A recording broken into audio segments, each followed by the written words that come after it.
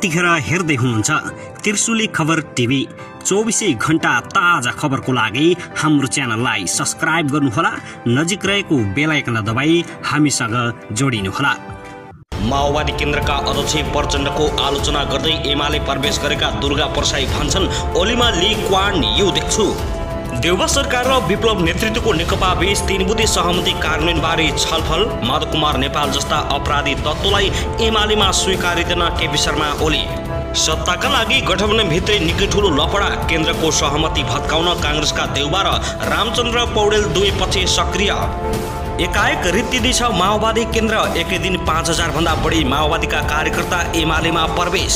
5000 भन्दा बढी कार्यकर्तालाई एमालेमा भित्राए ओलीले। नेमाङले भने अरू पार्टीमा भुइँचालो गएझैँ भएको छ। माओवादीको विरोध गर्नेहरू अत्याचारलाई पुनः स्थापित गर्न चाहनेहरू हुन्। माओवादी केन्द्रका अध्यक्ष प्रचण्ड र माधव कुमार नेपालले कुनै पनि हालतमा चुनाव जित्दैनन् केपी शर्मा ओली। र माओवादीका यी शक्तिशाली नेतासहित 5000 भन्दा बढी कार्यकर्ता एमालेमा प्रवेश गरेपछि प्रचण्डमाथि भुइँचालो। ओली भन्छन्, मन्त्री परिषद विस्तार गर्न 3 महिना लाग्ने सरकारबाट केही अपेक्षा छैन, चुनाव जितेर देखाउन प्रचण्ड र माधव कुमार नेपाललाई चेतावनी। अब हेर्नुहोस् पूरा समाचार।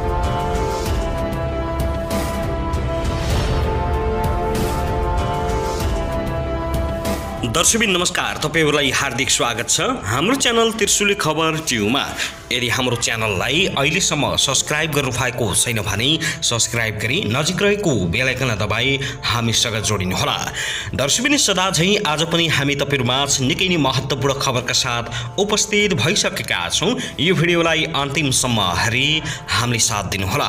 दर्शकबिन हाम्रो मेहनतको लागि एउटा सानो लाइक गर्न पनि नभुल्नुहोला। दर्शकबिन अब लागौं पहिलो खबरतर्फ। सहकर्मीले असहयोग गर्ने भएपछि प्रधान न्यायाधीश चोलेन्द्र शमशेर जबरा अप्ठ्यारोमा परेका छन्। पछिल्लो समयमा 5 दलीय गठबन्धनको सरकार बनेपछि विवादमा तानिएका प्रधान न्यायाधीशले बोलाएको फुलकोट बैठकमा सहभागी नहुने समझदारी सर्वोच्च अदालतका 14 न्यायाधीशले आइतबार गरेका छन्। गजेन्द्र हमाललाई उद्योग वाणिज्य तथा आपूर्ति मन्त्री बनाइएपछि थप विवादमा तानिएका प्रधान न्यायाधीशले सोमबारका लागि फुलकोट बैठक बोलाएका छन्। सर्वोच्च अदालतमा हाल प्रधान न्यायाधीश सहित 21 जना न्यायाधीश छन्। तीमध्ये 14 जनाले फुलकोट बैठक बहिष्कार गर्ने भएपछि प्रधान न्यायाधीश जबरा अप्ठ्यारोमा परेको बताइएको छ। नेपाल बार एसोसिएसनका पदाधिकारीले आइतबार प्रधान न्यायाधीशलाई भेटेर न्यायपालिकामा देखिएको समस्या समाधानको उपाय खोज्न आग्रह गरेका थिए। बारका अध्यक्ष चण्डेश्वर श्रेष्ठ सहितका पदाधिकारीले राजीनामा लगायतको विकल्प खोज्न प्रधान न्यायाधीशलाई सुझाव दिएका छन्। बारका प्रतिनिधिसँग प्रधान न्यायाधीशले सोमबार फुलकोटको बैठक बसेर समस्याको समाधान खोज्ने बताएका थिए। उनले फुलकोट बैठकमा सहभागी हुन बारका प्रतिनिधिलाई समेत बोलाएका छन्। बारका पदाधिकारी बाहिरिएपछि सर्वोच्च अदालतमा उपलब्ध 14 न्यायाधीशले दिउँसो 2 बजेदेखि छुट्टी छलफल गरेका थिए। फुलकोट बैठकको एजेन्डामा सर्वोच्चमा बुझाएको अध्ययन प्रतिवेदन कार्यान्वयन र वरिष्ठ अधिवक्ताको उपाधि सम्बन्धी विषयलाई मात्रै राखेपछि 14 न्यायाधीश बैठक बहिष्कार गर्ने सहमतिमा पुगेका छन्। न्यायपालिकाको विषयमा गम्भीर विवाद उठिरहेका बेला वरिष्ठ अधिवक्ताको उपाधिका विषयमा छलफल गर्न बैठक राख्नु ठिक होइन। छलफलपछि एक न्यायाधीशले भने, न्यायपालिका प्रमुखको पदमा बसेर मुख्य विषयमा छलफल नगर्ने बैठक हामी बहिष्कार गर्छौं, हामी जाँदैनौं। दर्शकबिन त्यसैगरी नेकपा माओवादी केन्द्रका अध्यक्ष पुष्पकमल दाहाल प्रचण्ड निकट मानिने बीएनडीसी अस्पताल झापाका सञ्चालक दुर्गा प्रसाई प्रचण्डको आलोचना गर्दै अन्ततः नेकपा एमालेमा प्रवेश गरेका छन्। आइतबार गृह जिल्ला झापा पुगेका एमाले अध्यक्ष केपी शर्मा ओलीले प्रसाईलाई खादा उडाएर पार्टीमा प्रवेश गराएका हुन्। पार्टी प्रवेशसँगै कार्यक्रममा उनले आफ्नो मन्तव्य राखेका थिए। मन्तव्यका क्रममा उनले माओवादी केन्द्रका अध्यक्ष पुष्पकमल दाहाल प्रचण्ड र जनता समाजवादी पार्टी नेपाल जसपाका संघीय परिषद अध्यक्ष डा बाबुराम भट्टराईको चर्को आलोचना गरेका छन्। प्रसाईले दुवैलाई कम्युनिस्ट भन्न लाज लाग्ने बताएका छन् भने हिजोको दिन आजकै दिन देख्नकै लागि क्रान्ति गरिएको हो भन्दै प्रचण्ड र बाबुराम भट्टराईले प्रश्न गरेका छन्। कार्यक्रमलाई सम्बोधन गर्ने क्रममा ओलीलाई हजुर बुबा भनेर प्रसाईले सम्बोधन गरेका छन् भने ओलीको प्रशंसा गरेका छन्।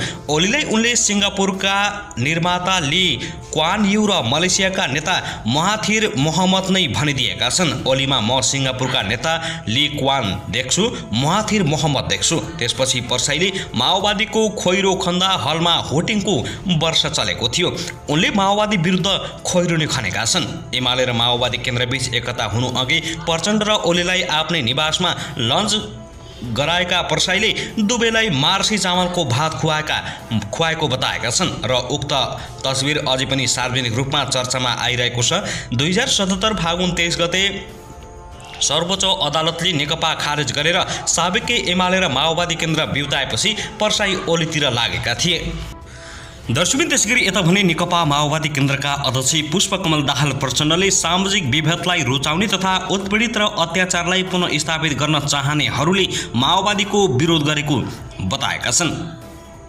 पदमलाल विश्वकर्मा साहित्य प्रतिष्ठान र नेपाल दलित साहित्य तथा संस्कृति प्रतिष्ठानले हिजो आइतबार काठमाडौँमा आयोजना गरेको कार्यक्रममा अध्यक्ष प्रचण्डले सामाजिक विभेदलाई रुचाउने तथा सामन्ती उत्पीडित र अत्याचारलाई पुनः स्थापित गर्न चाहनेहरूले माओवादी पार्टीको घोर विरोध गरेको बताएका हुन्। माओवादीले दलित, जनजाति, आदिवासी समुदाय र महिलाको हक अधिकारको निम्ति लडेको भन्दै उनले दलित समुदाय आफूलाई अत्याचार गर्नेहरूको पछाडि लागेर हिँड्दा आफूलाई नमिठो लाग्ने तर्क गरेका छन्। उनले भने हिजोका सरकारका कतिपय ठुल्ठुला महान विद्वान कर्मचारी तन्त्रका ठुला भन्नेहरू चाहिँ माओवादी नसकिदासम्म यो देशले सुख पाउँदैन भनेको सुन्नु भएको छ नि। हिजो अस्ति मात्रै कोहुन्ती मान्छेहरू सामाजिक विभेदलाई रुचाउने, सामन्ती उत्पीडित र अत्याचारलाई फेरि पुनः स्थापित गर्न चाहने, महिलालाई विशेष अधिकार दिन या महिलाको प्रतिनिधित्व, दलितको प्रतिनिधित्व राज्यका विभिन्न क्षेत्रमा हुनुपर्छ भन्नेहरूलाई सिद्ध्याएपछि के हुन्छ।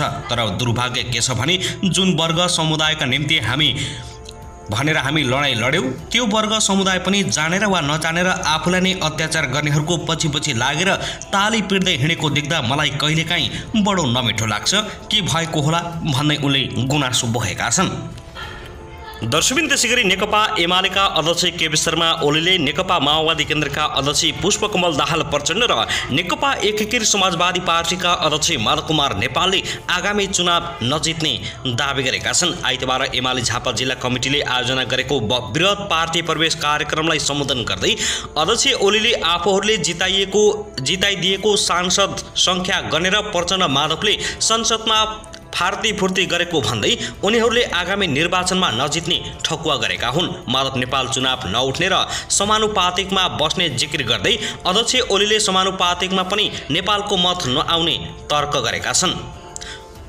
उहाँले दुवै नेतालाई आगामी चुनाव जितेर देखाउन समेत चुनौती दिएका छन् भने अध्यक्ष नेपालले वर्तमान सत्ता गठबन्धनलाई विध्वंसकारी, विनाशकारी र अस्थिरता ल्याउने तत्त्वको संज्ञा दिँदै गठबन्धनलाई कसैले मत नहाल्ने बताएका छन्। उनले वर्तमान सरकारको कुनै गन्तव्य नभएको पनि सुनाएका छन् भने उनले भने जुङ्गा त आफ्नो पो ताउ लाउनुपर्छ, अर्काले टाँसिदिएको जुङ्गा पनि के जुङ्गा, हामीले टाँसिदिएका सांसदमा जुन फुर्ती फार्ती गर्दैछन् यतिजना भनेर होलान्, 20 जना 22 जना होलान्, त्यो पनि हामीले टाँसिदिएको हो। प्रचण्डको फुर्ती हामीले जगाइदिएको हो। प्रचण्डले अब जितेर देखाउन प्रचण्डले। माधव नेपाल अब चुनावमा लड्छन् के माधव कुमार नेपाल के चुनावमा लड्न सक्छन्? तपाईहरूलाई बताइदिन्छु म, माधव नेपाल चुनाव लड्न सक्दैनन्, समानुपातिकमा बस्छन्। आउला र खाउला भनेर त्यो हुनेवाला छैन, कुनै हुनेवाला छैन। मोर्चा भनेको त त्यो यति मान्छेमा मन्त्री हुनलाई त त्यस्तो मारामार भएर 3 महिना लाग्यो मन्त्री बनाउन। जनस्तरमा जाँदा यिनलाई मोर्चा बनाउन कि मोर्चा हालुन् कि जे सुकै गरून्, कसले भोट दिन्छ यिनलाई? अब यी विध्वंसकारी तत्त्व हुन्, विनाशकारी तत्त्व हुन्, यी भड्काउने तत्त्वहरू हुन्, अस्थिरता ल्याउने तत्त्वहरू हुन्, स्थिरता बनाउने तत्त्वहरू हुन्। कसले यिनीहरूलाई दिन्छ भोट भन्दै उनले आक्रोश पोखेका छन्। यिनलाई अब भन्छन् जाऊ न अदालत परमादेश लिएर आऊ, हामी कहाँ किन आउँछौँ? यो जनताले बनाइदिएको सरकार होइन नि।